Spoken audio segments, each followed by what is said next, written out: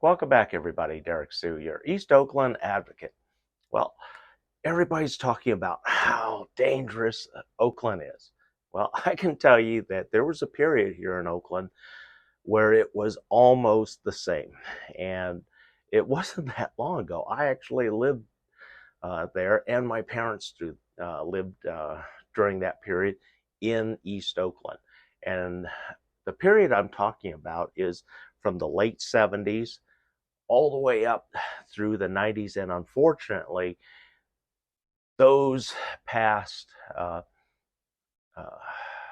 crimes and the corruption in Oakland at the time uh, really dictated what we're seeing. And again, we're back in that same thing.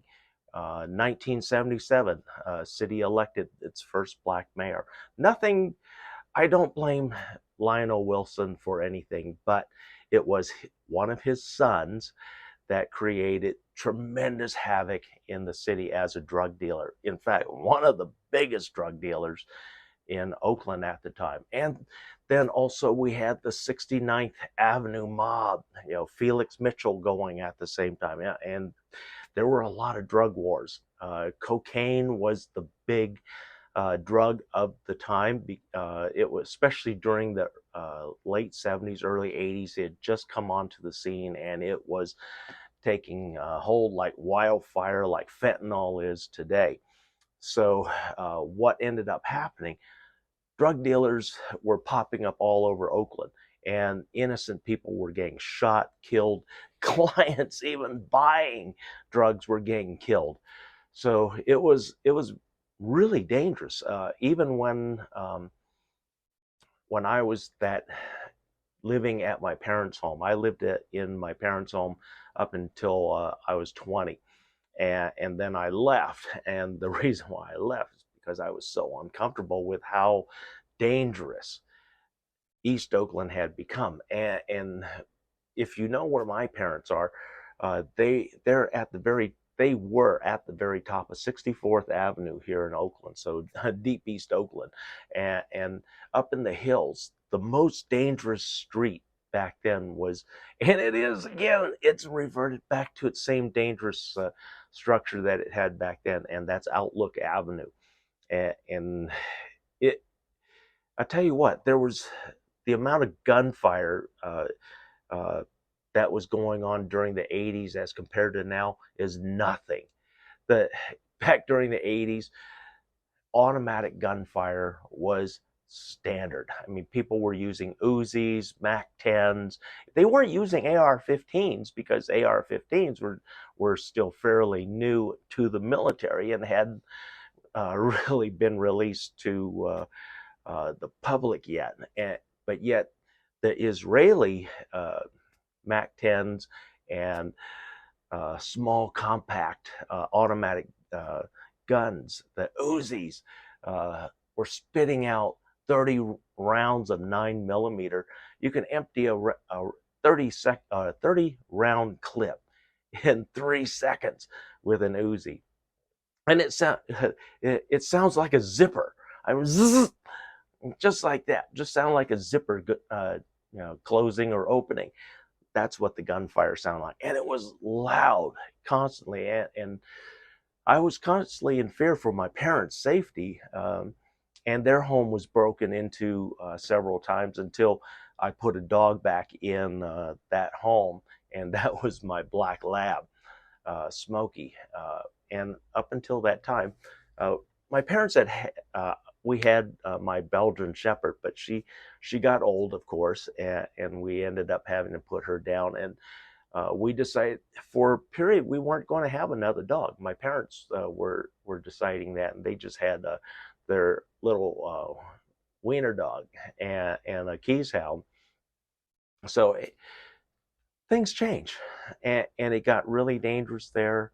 And it wasn't until I put a dog back in that house that the house stopped being burglarized anytime they were gone. But then my mother was home alone a lot of times, and so she was very dependent upon that dog to intercept anybody that might be trying to break into the home. Um, Because all she had was the landline. She didn't have a cell phone. She never had a cell phone in her life. And it was only 2001 when she passed away. So cell phones were just starting to really get popular. I had uh, thought about putting a cell phone in, but my mother said no. She was perfectly fine with her landline. Speaking of which, landlines are becoming a thing of the past. But my mother held fast to that landline and didn't want a cell phone. But the period was really dangerous, and it was extremely dangerous during the 80s. I mean, it was horrible in throughout the 80s, and that's what brought about the police riders, so to speak.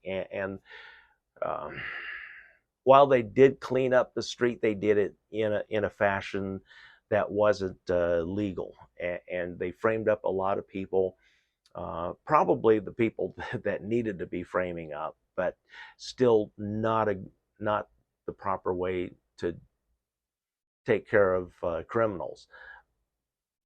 And that's what got us into this particular situation with the federal oversight person, and then the federal oversight magistrate for the federal court. And we've been in that, and it was Ignacio de la Fuente that signed the paperwork for the federal oversight and the payment of $1.2 million for his oversight annually. And so now we're stuck with this guy, Warsaw, and if the recall for Mayor Sheng Tao is successful, I'll be on the immediate runoff ballot for the replacement mayor of Oakland. And that person, whoever wins that runoff, it's not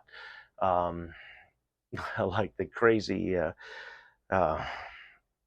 voting that we had in the last that got Sheng Tao elected. It's a vote for vote, and whoever has the most votes at the end of the immediate runoff, it becomes the mayor. And so it's going to be interesting that in this situation, we could have 30, 40 candidates running for Oakland mayor, and you don't know what their qualifications are. There could be criminals, there could be prostitutes running for the city of Oakland, which is not unheard of. We've had criminals running for the mayor's office that didn't deserve to be in office, and they don't get elected because Oaklanders are smart enough to know a criminal from a legitimate politician. While I'm not a politician by career, I do know a lot about how to resolve the problems here in Oakland. I have 20 years of experience in counterterrorism. I've handled $5.5 billion budgets for over a decade. So I know how to handle budgets. I know how to put together a frontline staff to support the work that I need done for you, Oaklanders, so that we have a more fair and balanced city. We address all of the issues that have not been addressed for 4 mayorships now. And I plan on changing that because I know how to get the job done. I've been in a high government agency and have run an agency of my own. So what can I say, Oakland? These are desperate times, and we need to take desperate measures. I have a game plan for Oakland. I have a vision for Oakland. I have a plan to deal with all the issues of Oakland, and I've been talking about them for a long time. We also need to bring in new residents. We need to attract business. We need to attract tourists. And that's where my Oakland Middle Harbor plan comes into play. We bring in an attraction district, an entertainment district, and it's going to be great for all of those that are struggling, businesses that are struggling here in Oakland to pay the rent. This new Oakland Middle Harbor business district will be absolutely incredible because it's taking place on semi-retired cruise ships. And we don't have to deal with a lot of environmental issues because they're already addressed. Human issues for life sustaining is included on this because we can address the low cost housing issue here in Oakland simply by having 6 of these cruise ships. That gives us an additional 2,800 rooms available for housing. This not only is supported by FEMA, but also by many other agencies. So the funding is there. It's just a matter of putting all of the puzzle pieces into place, which is what I've been talking about since 2017. Along with those cruise ships, they won't be staffed by the cruise lines, they'll be staffed by you, Oakland businesses. And the square footage, the cost will be substantially less. We're talking more than 50% off of whatever you're paying right now, because these ships are going to need a lot of businesses, proprietorships, and this is also opportunities for schools, for other industry to come into the new entertainment district. And so there's a lot of opportunities here.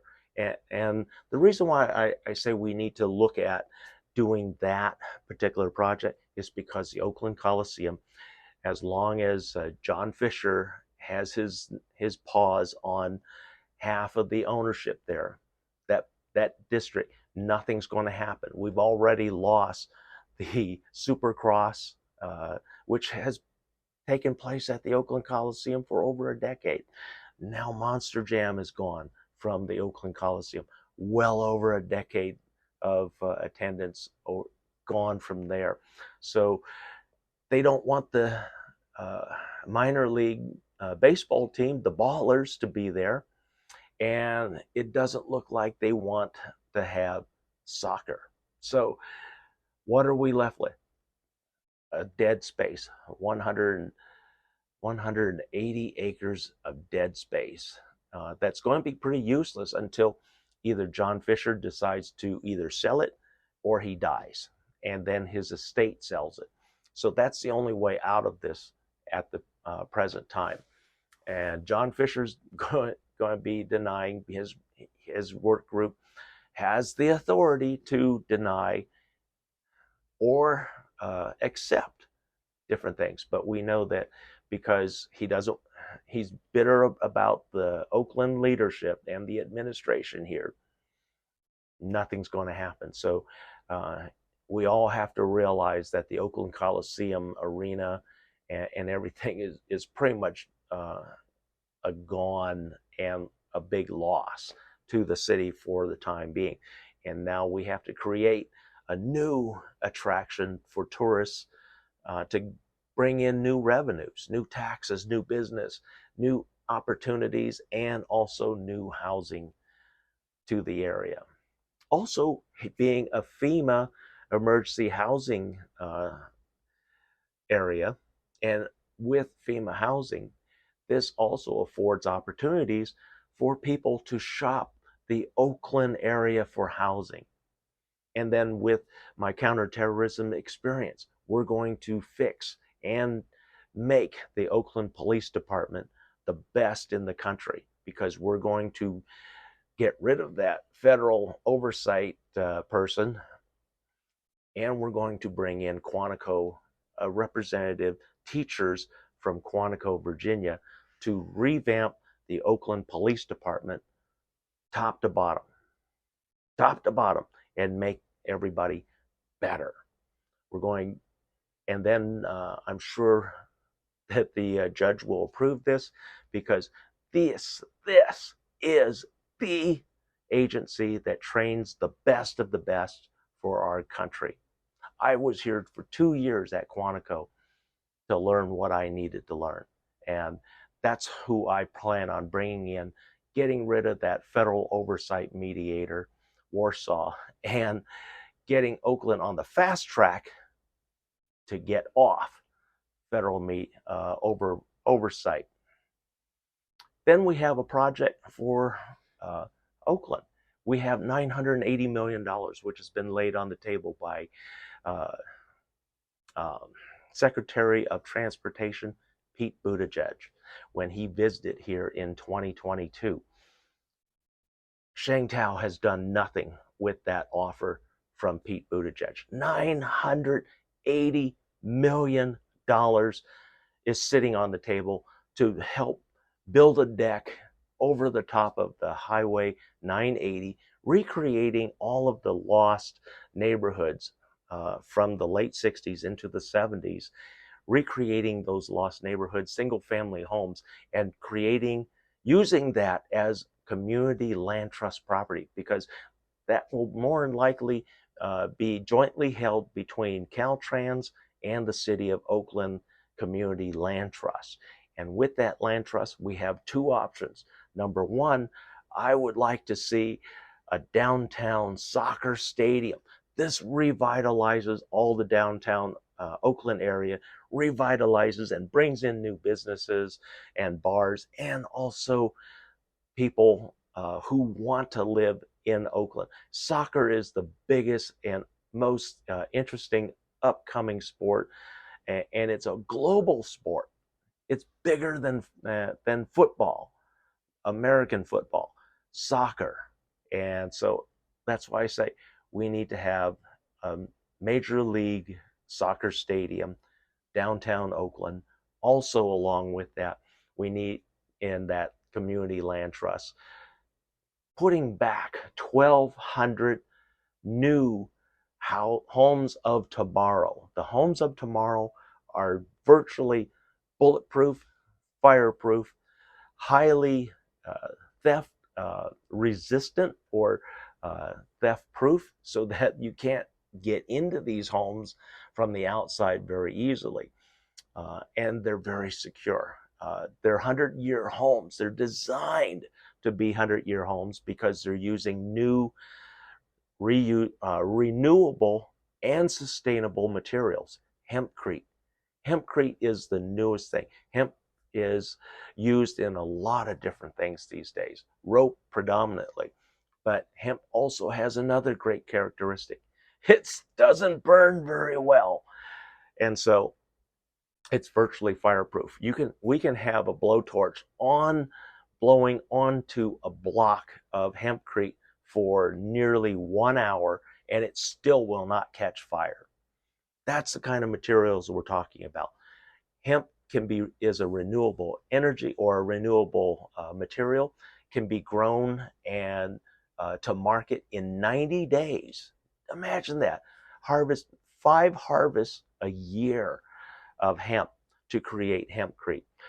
Much better than 2, 3, 4 decades for a tree. So these are newer materials. They're also highly